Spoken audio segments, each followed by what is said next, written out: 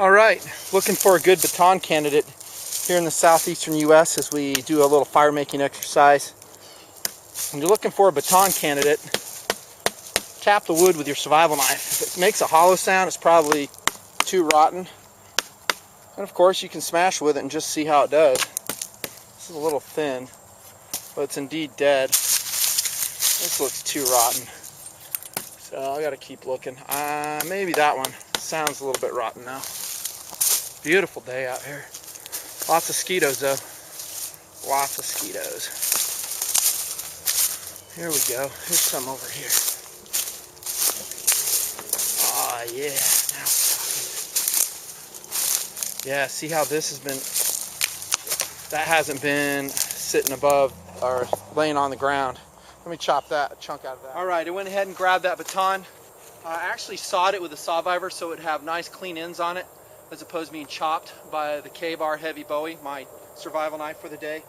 And it's also more energy efficient. I can't stress that enough. Anytime you can save energy in the great outdoors, do it. Unless you're just looking for a total workout, in which case go for it. So there's my baton. It's not quite dead, mostly dead, and it's lying horizontal, so it has no rot on it. In a survival situation, dude, seriously, just go ahead and cut some greenwood in a survival situation, because you want your baton to be nice and strong, because it's going to withstand a lot of stress as you hammer it through blades. A tree falling in the distance. I had to make sure it wasn't a deer. Anyways, I went ahead and chopped off a few planks with the KaBar Heavy Bowie knife. I'm pretty impressed with its performance so far. It's exactly what I thought it would be. A good chopper, good splitter. The full flat grind is totally working. It's an awesome blade. For $45, $50, you kidding me? This is incredible. Now, will it reveal in use that it has some stresses, that it might crack in the really cold conditions? I don't know. Only time will tell with that, but all indications point upwards. By the way, I'm semi-remote here. I'm not really remote. It's remote for me. I'm always manual, i.e. I hike in, bike in, or use some other device to move along. And that's what I did today. That's why I'm so tired. It took me a while to get here. But you might hear a train in the distance, something like that. That's just the way it is. Southeastern United States, it's kind of hard to get super remote without having that. So here's a Marine Heavy KaBar. Let's see how batons. Safety note, when you present your blade in the wood, go ahead and make sure you get your hands out of the way. You can really cut your fingers off. Yeah, sound effects sometimes happen. By the way, this is really hard wood. This is oak.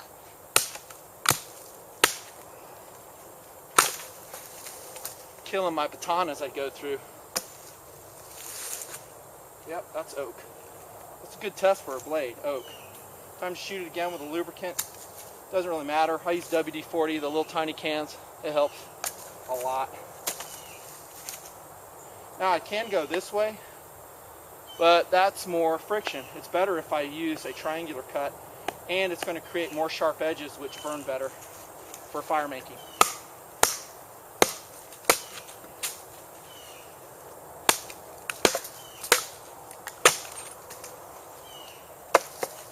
Yep, it's cutting or chopping, batoning about the way I thought it would, which is good.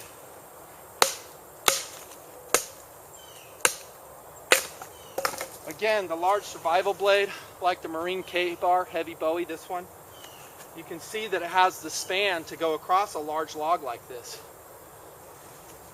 Whereas maybe a smaller log may not have it. Now I'm to the point where the diameter has shrunk since I split it some. If I had a smaller blade, I'd present it on the sides and baton thusly. One more and then we'll start, maybe if I have time, start splitting the other wood up.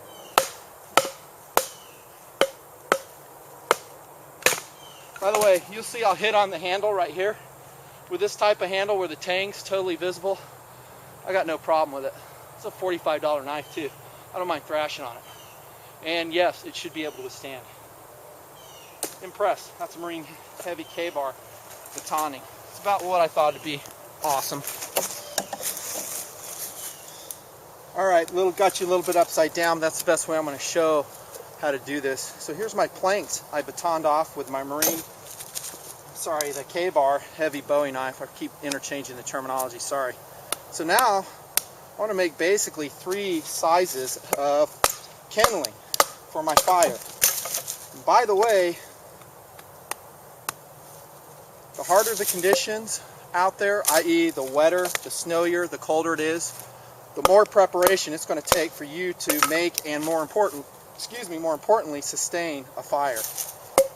I've taken Eagle Scouts out in very harsh conditions before as an instructor and told them to make a fire. And I've been very disappointed pretty much with all of them I've ever taken out, because when it's wet and snowy, none of them have been able to do it. And I'm talking within an hour time frame. Yeah, they probably didn't do their merit badges right. They should know that. But I had to teach them how to do it. Can't do that today because, of course, it's nice conditions. Out of a scale of 1 to 10, I would say it's about a 3 for difficulty today in making a fire. Why don't I say 1? Because I'm in a high humidity environment.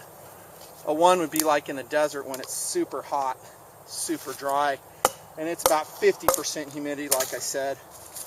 84 degrees here in these woods in the southern U.S. So it's not a 1 because there's a lot of moisture in this wood, even though it doesn't look like it. And it does rain frequently down here, and even though this was vertical standing, it'll still have some moisture. So what I'm going to do then is make 3 sizes of kindling, and this marine, I keep saying marine, sorry, the KaBar heavy Bowie knife is, as you can see, really working it over. It's such a great survival blade. That full flat grind just makes it so easy. I'm going to have a stack of these sizes. I'll try to half this size, so it'll be I would like to have magic marker size, pencil size, and then maybe some toothpick sizes too. And this is all dependent, of course, on how moist the environment is, what the wind's doing. So generally I don't have to, I'll do less preparation in conditions like this. But the same concept applies. And that is preparation, preparation, preparation. Don't even light a match, strike a flint until you have it down. Alright. I'm actually going to bring something different into the mix. I'm going to bring a cold steel roach belly. See how that splits. Such a lightweight knife. I could see being able to take this both as a camping knife, emergency defensive knife, and as you can see here, a mini survival knife. One thing I like about it, as opposed to the KaBar Heavy Bowie, is it has such a thin blade. And that thin blade will be able to be more accurate in the grain of the wood that you're splitting. Kind of running out of time here, so I might have to take a couple shortcuts in getting this fire going. Not taking shortcuts would be doing just what I said, getting 3 piles of kindling, toothpick size, pencil size, and magic marker size. But it's such a dry day. Given the humidity, it's still dry out here. It's not raining. I might be able to get away with some shortcuts. What kind of shortcuts am I talking about, by the way?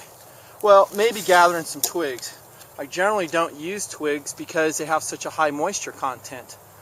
And with a high moisture content, it just means that it's going to be harder to light. But I do have a secret weapon with me today, and that's called fatwood. And this is what I got at Walmart. It's 1 stick of fatwood. As you can see, it's resin impregnated pine wood that comes from a pine wood stump, where the resin coagulates and dries, and it's very flammable. And then I'll just make my toothpick size kindling out of my fatwood today, and then I'll strike it with a flint. The flint I'm going to be using is this one. It's called Light My Fire. Here's my specs. It's 1.2 ounces, about $12 from REI. You can buy it online, and what I love about it, it's so lightweight. 1.2 ounces. It's every bit as good as any other flint tools you'll see out there, like the blast match. I've used them. I brought the package along so you can kind of see what it says on here. Normally I don't bring the package. It's just for review purposes. So I'm going to have to take some shortcuts and move right along here. My next one will probably be starting the fire.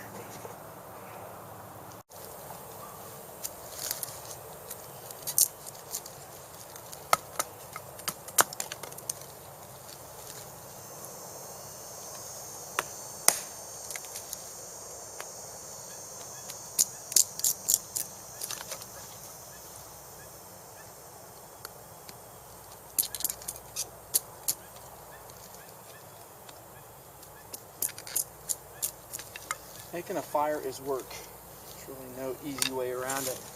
At least if you know what you're doing, it's work. A lot of guys will think they know how to make a fire and they go out in the woods, like those Eagle Scouts I told you about, and they try to do it. By the way, you see how I just kind of gently slipped right here? That's again why I wear gloves. Protect your hands. And let's use that roach belly for this. A lot of guys will pick up wood from the ground, trying to make a fire out of that. This is my fat wood right here. Resin impregnated pine wood. Boy, that roach belly really splits nice. It's a lot of knife for the money. Everybody should have at least one, seriously.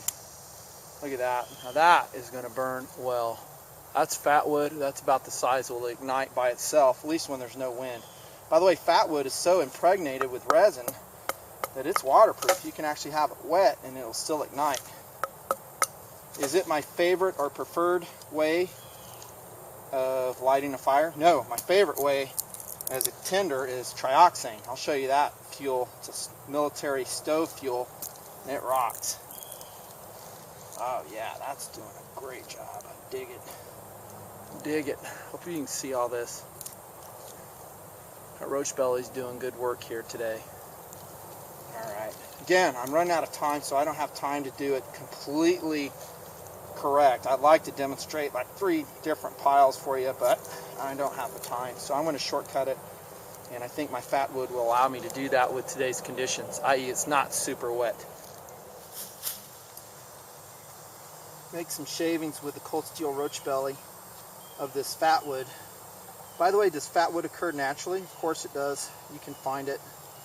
I just brought a stick of it with me today to save time. I suggest that anytime you go in the back country, you might have to make a fire. I don't care how long you think you're going to be gone. You should either have some fat wood with you, 1 stick, or some trioxane fuel, and a flint and steel. Maybe a lighter. If it's dry, you can use a lighter, but they sure fail a lot when it gets wet. Alright, I think that's a good enough pile right there. Again, the wind's not really blowing. If it was, I could make a windbreak. And I would have to go to more preparation too. Here's that. Light my fire, flint and steel. Let's see how it works. The way I'm going to do this, I'm going to put that flint right there at the base. Use the striker. There we go. And don't blow on it yet. It's still in its embryonic phase. There we go. Just gently nurture the fire with the fat wood, and we'll grow on it. Notice I use a plank on this. I'm not doing it on the ground. I don't recommend you do that either. You hear that fat wood start to catch fire. Sorry, I'm not centered. Let me go there. There you go. Because it's impregnated with that sap again. I'm not going to make a big fire today. I'm just going to do the starting demo. The thing you need for a fire is oxygen, and you need fuel.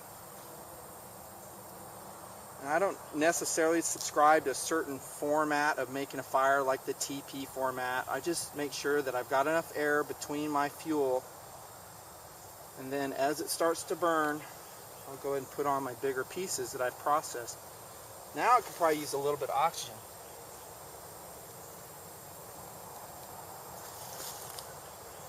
Just a little bit. Again, if it was windy or wet, it'd be a lot harder than it is today. Now, see those sharp edges, by the way, on that? This is what we processed with the KaBar heavy Bowie knife and the cold steel roach belly. Those sharp edges are what burns. That's another reason why you don't want to use wood off the ground, because it's round, it has moisture in the bark. Let's put that marine KaBar in there so it can get some credit too. I keep saying marine, sorry, heavy Bowie knife.